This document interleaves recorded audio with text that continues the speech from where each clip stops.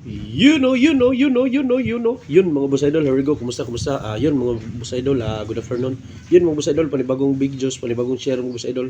Tips ko sa inyo mga boss idol, yung mahilig padagat naman yun mga boss idol. Ito ay tangsi o nylon mga boss idol. Ito yung ginagamit natin panghuli ng isda. Kaya yun, share ko sa inyo paano ayusin to, paano tanggalin sa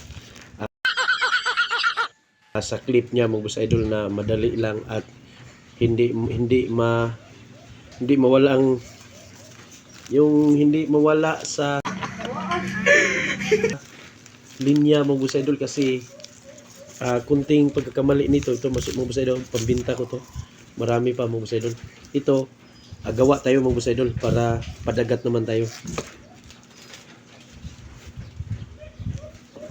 Yun, pakita ko sa inyo mga boss idol paano magkuha ng mag-ayos nito paglagay sa lagayan ng panghuli ng isda mga boss idol. Ito ay isang clip to mga boss idol, yung may ganito number 35 yan o.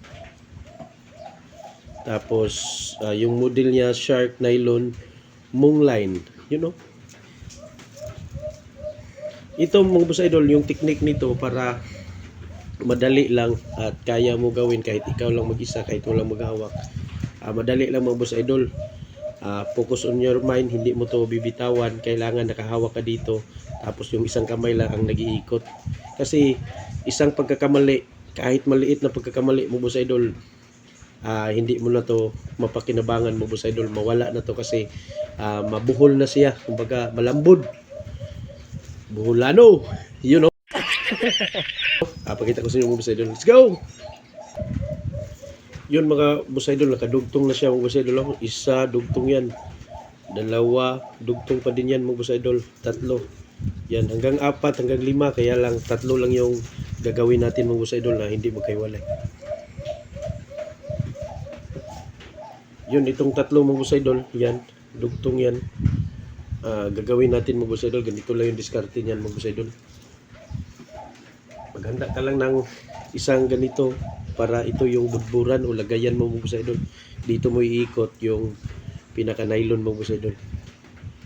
Tanggalin mo lang ito mga boss idol. Yan. Tapos may nakatape yan, dalawa yan nakatape, isa dito at saka dito.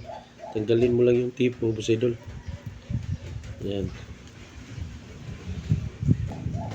Yun mga boss idol, pag natanggal mo na yung tape na dalawa, hanapin mo lang yung pinakadulo niya boss idol. Ito yung dulo. Wag. Yan, ito yung dulo.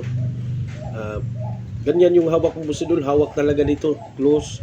Tapos pag ikot mo boss idol, yan yung kuan, isa lang yung pinakailabas mo boss idol, yun lang yung saan yung dulo nung dugtong nung hinila mo boss idol, yan. Ganyan lang mo boss idol, oh. Basta dito close to siya mo boss idol, napaka close to mo boss idol. Tapos yung isang kamay nag-iikot. Pag ganyan mo boss idol, mahigpit na, yan lang yung bibitawan mo yan. Ganun lang, oh. Easy lang talaga mo boss idol. Tapos ganyan naman hanggang dulo mo boss idol, hanggang kung saan man yung pinaka dulo ng ginagawa mo boss idol. Kahit ilang clip mo boss idol, hindi yan magbuhol, basta ganito yung gawin mo boss idol. Yan, close yung isang kamay, tapos ikot yung isang kamay, ikot, hindi bibitawan, hindi luluwagan, kailangang mahigpit to, bibitawan lang pag yan ganyan. Halimbawa ganito yung dugtong, ito yung dulong hinihila mo, yan lang yung bibitawan mo, pak, yan. Ano? Yun, ito na yung finish mga boss idol sa tatlong clip. Yan, oh.